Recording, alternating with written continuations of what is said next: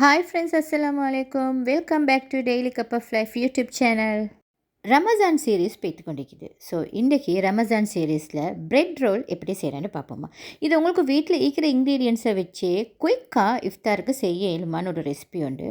வாங்க நாங்கள் bread roll எப்படி செய்கிறேன்னு பார்ப்போம். வீடியோவை ஸ்கிப் பண்ணாமல் பாருங்கள். ஃபர்ஸ்ட்டில் நான் சாண்ட்விச் பிரெட் ஸ்லைசஸ் எடுத்துக்கொள்கிறேன். உங்களுக்கு தேவையான கணக்கு நீங்கள் எடுத்துக்கோங்க. நான் இன்றைக்கி 6 ஸ்லைசஸ் எடுத்துக்கிறேன். பிரெட் எடுக்கக்குள்ள இந்த மாதிரி கொஞ்சம் ஸ்பேஸ் சீக்கிரமாய் அகலமான பிரெட்டே எடுத்துக்கோங்க. இந்த பிரெட்டை சைடு எல்லாமே நாங்கள் கட் பண்ணிவிடுவோம்.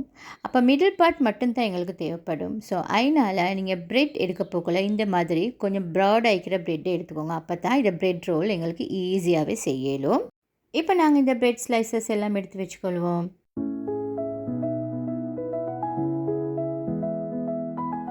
இப்போ ஒவ்வொரு பீசஸாக எடுத்து இதில் உள்ள சைட்ஸ் எல்லாம் நாங்கள் கட் பண்ணிடுவோம்.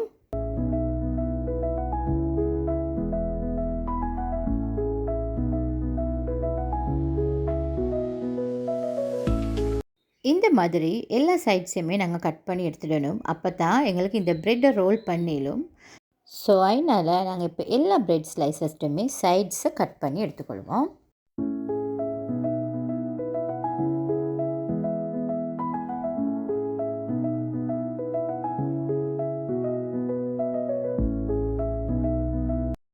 கட் பண்ணின பிறகு பேலன்ஸ் ஆகிற இந்த சைட்ஸ் பீசஸ் எல்லாம் எங்களுக்கு பிரெட் க்ரம்ஸ் செஞ்சு கொள்ளையிலும். எப்படியுமே ரமஜானுக்கு பிரெட் க்ரம்ஸ் கூடுதலாகவே தேவைப்படும். ஸோ அதனால் நாங்கள் இதை அப்படியே பேகுனில் போட்டு ஃப்ரீசரில் வச்சு பிரெட் க்ரம்ஸ் செஞ்சுக்கொள்வோம். இப்போ நான் கட் பண்ணி எடுத்த பிரெட் ஸ்லைசஸை இந்த மாதிரி போர்டனில் வச்சு இந்த மாதிரி ரோல் பின்னுண்டால் நல்லா இதை தட்டி கொள்கிறேன். ஏன்னு சொன்னால் நாங்கள் ரோல் பண்ணணும். ரோல் பண்ண போக்குள்ள இது சும்மா அகலமாக இருந்தால் அது ரோல் ஆகாது. ஸோ அதனால் நாங்கள் இதை நல்லாவே ஸ்க்வீஸ் பண்ணி நல்லாவே அமைச்சு நல்லாவே தட்டிக்கொள்ளணும். நாங்கள் சப்பாத்தி தட்டுற மாதிரி நல்லாவே தட்டிக்கொள்ளணும். இப்போ இங்கே நிற்கிற பிரெட் ஸ்லைசஸ் எல்லாத்தையுமே ரோல் பின்னால் நான் நல்லாவே தட்டிக்கொள்கிறேன்.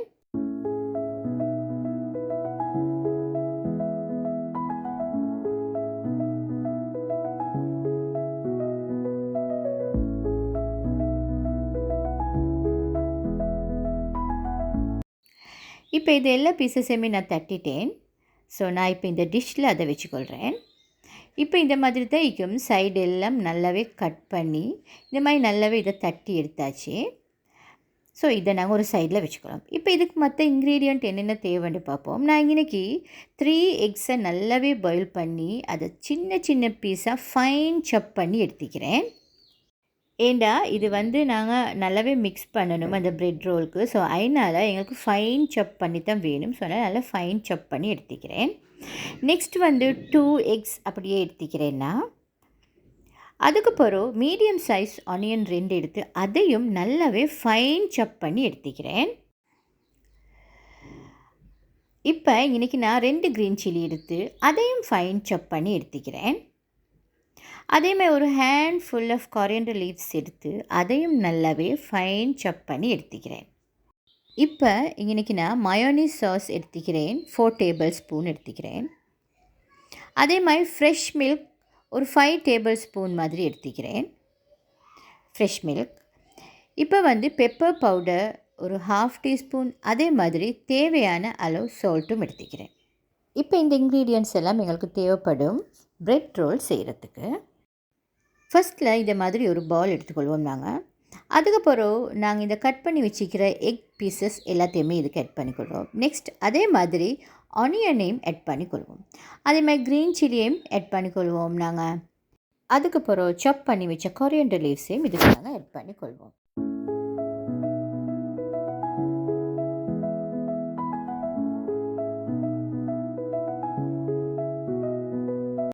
இப்போ பெப்பர் பவுடர் அதே மாதிரி சால்ட் 2யுமே ஆட் பண்ணிக்கொள்வோம்.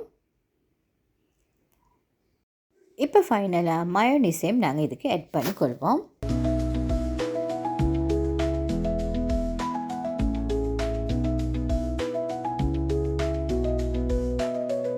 ஆட் பண்ணிவிட்டு இப்போ நல்லா நாங்கள் இதை மிக்ஸ் பண்ணி கொள்ளணும். உங்களுக்கு இதை மாதிரி ஸ்பூன் உண்டால அப்படி கேரப்பாலையும் உங்களுக்கு மிக்ஸ் பண்ணி கொள்ளலும். ஹேண்ட்ஸ் யூஸ் பண்ணி மிக்ஸ் பண்ண போவானாம். அப்போ வந்து எல்லா எக் எல்லாமே நல்லாவே இந்த ஸ்மேஷ் ஆகிடும். அப்போ அந்த டேஸ்ட் வராது.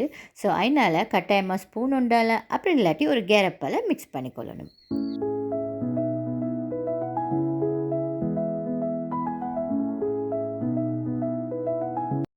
இப்போ இந்த மாதிரி நல்லா மிக்ஸ் பண்ணி கொண்டாச்சு. மிக்ஸ் பண்ணின மிக்சர் இது தான் எக் மிக்சர். இப்போ நான் இதை ஒரு சைடில் வச்சுக்கொள்கிறேன். இன்னொரு டிஷ் எடுத்துக்கொள்கிறேன். இதுக்கு நான் எடுத்து வச்ச எக் ரெண்டையுமே உடைச்சி இதுக்கு நான் போட்டுக்கொள்கிறேன்.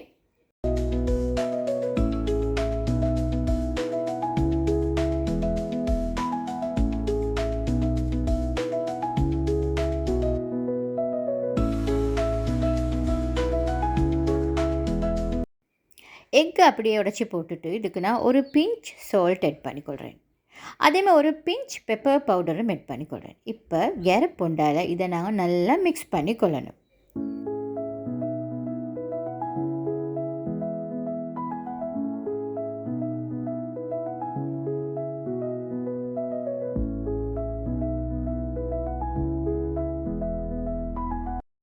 இப்போ இந்த மாதிரி இதை நல்லா மிக்ஸ் பண்ணி கொள்ளணும். நல்லா மிக்ஸ் பண்ணிவிட்டு நாங்கள் எடுத்து வச்ச ஃப்ரெஷ் மில்க்கை நாங்கள் இதுக்கு ஆட் பண்ணி கொள்ளணும். ஃப்ரெஷ் மில்க்கை ஆட் பண்ணிவிட்டு திரும்பவும் நாங்கள் இதை நல்லா மிக்ஸ் பண்ணி கொள்ளணும்.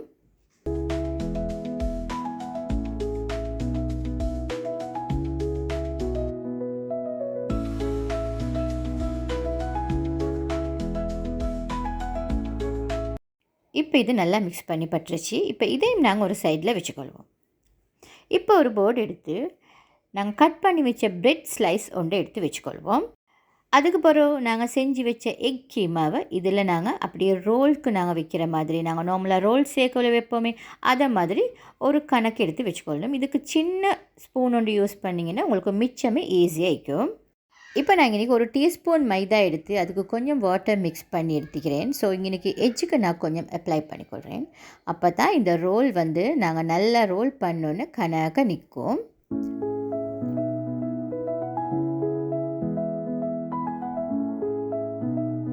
இந்த மாதிரி ரோல் பண்ணிக்கொள்ளணும். ஸோ இன்னொன்றும் நாங்கள் அதே மாதிரி ரோல் பண்ணிக்கொள்வோம். மறக்காமல் எஜ்ஜுக்கு இது கொஞ்சம் அப்ளை பண்ணிக்கொள்ளவே வேணும்.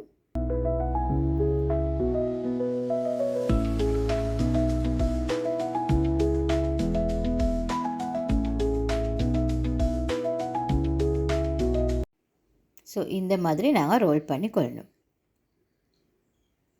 இப்போ நாங்கள் இது எல்லாத்தையும் ரோல் பண்ணி ஒரு டிஷ்ஷில் அப்படியே வச்சுக்கொள்வோம். இப்போ நாங்கள் எக் மிக்சர் எடுத்துக்கொள்வோம். எடுத்து நாங்கள் ஒவ்வொரு ரோலாக நாங்கள் இதில் டிப் பண்ணி எடுக்கணும்.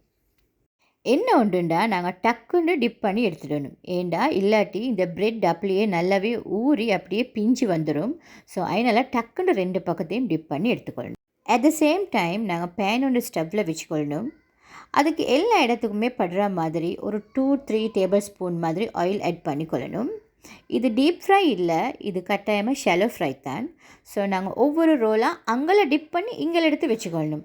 டிப் பண்ணி ஒரு டஷில் வச்சுட்டு அதுக்கு பிறகு வைக்க போனால் எல்லாம் மூறிடும். ஸோ அதனால் அங்கே டிப் பண்ணணும், இங்கே அப்படியே நாங்கள் வச்சிடணும். ஸோ இது 2 ப்ராசஸும் கிட்ட நடக்கணும். அப்போ தான் இது கணக்க வரும். ஸோ அதே மாதிரி இப்போ இதை கேஸை மீடியம் லோவில் வச்சுக்கொண்டு இதை 2 பக்கமும் அப்படியே திருப்பி போட்டுக்கொள்ளணும். லேட்டாகாது, டக்குண்டு ஒரு 1 மினிட்டில் மாதிரி டக்குண்டு இது அப்படியே ஷாலோ ஃப்ரை ஆகிடும். ஸோ அதனால் நாங்கள் திருப்பி போட்டு நல்லா நாங்கள் இதை ஃப்ரை பண்ணி கொள்ளணும்.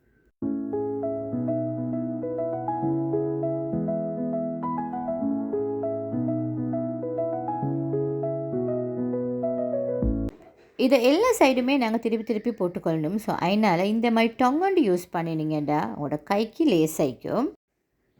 ஸோ இந்த மாதிரி எல்லா பக்கத்தையும் நாங்கள் திருப்பி போட்டு ஃப்ரை பண்ணி கொள்ளணும்.